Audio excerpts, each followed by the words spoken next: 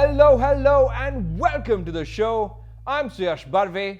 Let's get started with the week's absurdities. Let's start with a video that shouldn't be funny, but is. Now, we've checked and everyone involved in the incident is fine, which means it's okay to laugh.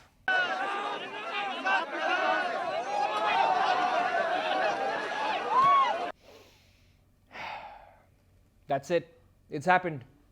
The Congress party has screwed up so many times in such mind-blowing ways and with such admirable consistency that they finally crossed the line when something goes from, hey, let's make fun of them, to, hey, let's feel sorry for them. I honestly don't know if I can make fun of the Congress party anymore. I just feel bad for them. Let's go to Delhi now, where the war on pollution is raging. The Supreme Court has imposed a ban on diesel SUVs and luxury vehicles with engines above 2000 cc's. I know most of you are thinking, hey, this ban is a good thing. But you're not thinking of Yo-Yo Honey Singh. His whole life seemingly revolves around Pajeros, Fortuners, and the comfortable back seats that they offer.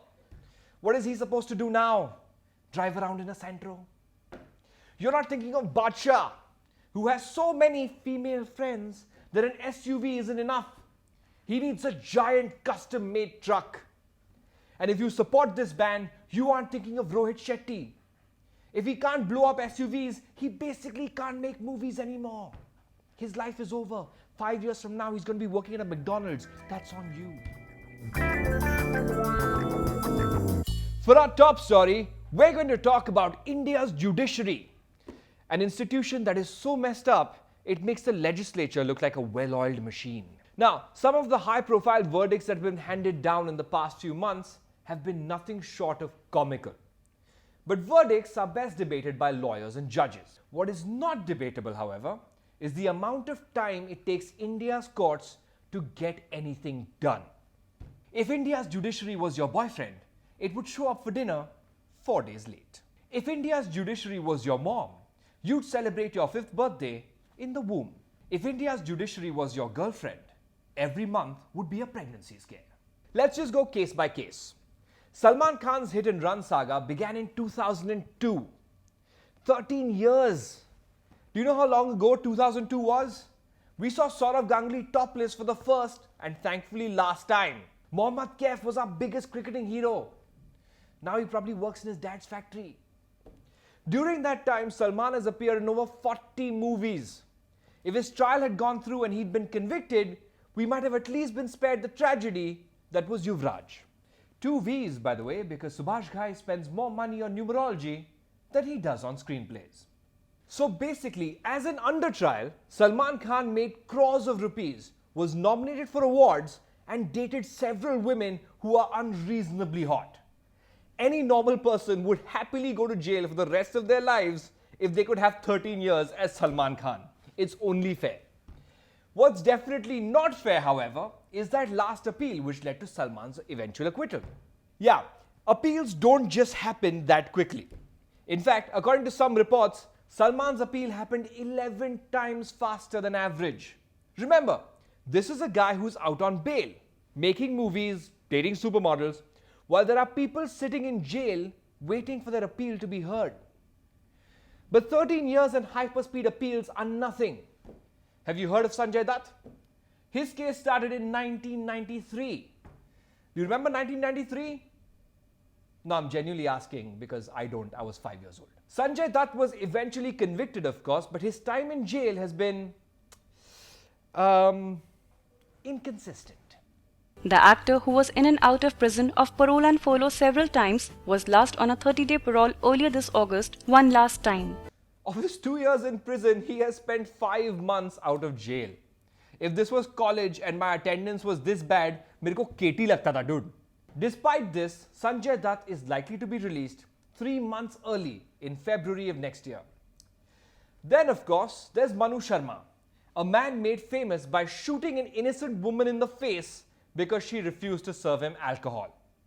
In his initial trial, he was acquitted, and it was only after candlelit visuals and a huge public outcry that the case was reopened and Mr. Anything for Booze over here was given a life sentence. And then this happened. News just coming in, serving life sentence for murdering model Jessica Lal in the year 1999. Manu Sharma has been granted parole for 9 days. Manu Sharma had applied for parole to complete the requirements for his postgraduate degree in human rights. In 2009, he cited, if you remember, his mother's illness and got parole, but he was exposed after he was caught partying in Chandigarh.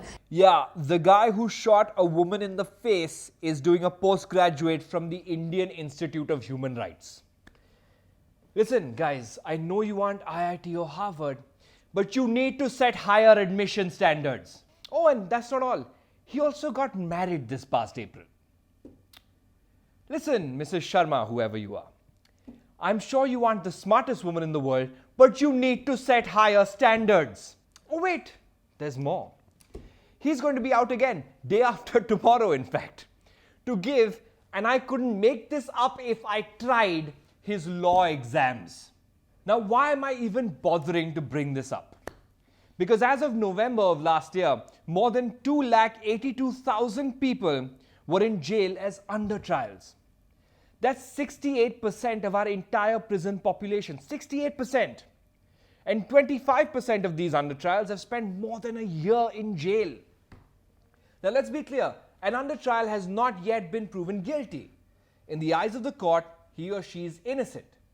But yet, these under trials could spend years in jail, primarily because they aren't one of these guys. They can't afford bail, they can't afford a top attorney, and most of them are illiterate, so they have no idea about the processes and provisions given to them. Oh, and even after they're convicted, their time in jail looks a lot different from Manu Sharma and Sanjay Dutt. For example, when Sanjay Dutt was granted parole to attend to his ailing wife, Justice Achlia in opposition said, there are cases where convicts who are themselves suffering from cancer and other life-threatening diseases and are not granted parole. It's basically constant inferior treatment because you aren't rich, powerful, or famous. Now, when you think of it that way, the justice system isn't actually half bad. The whole world is unfair to the poor. Why should our judiciary pretend to hold itself to a higher standard? That's our show. If you liked the episode, subscribe to our channel, share it with your friends, show it to your lawyer. Thank you so much for joining us. If the world doesn't end, we will see you next time. Bye-bye.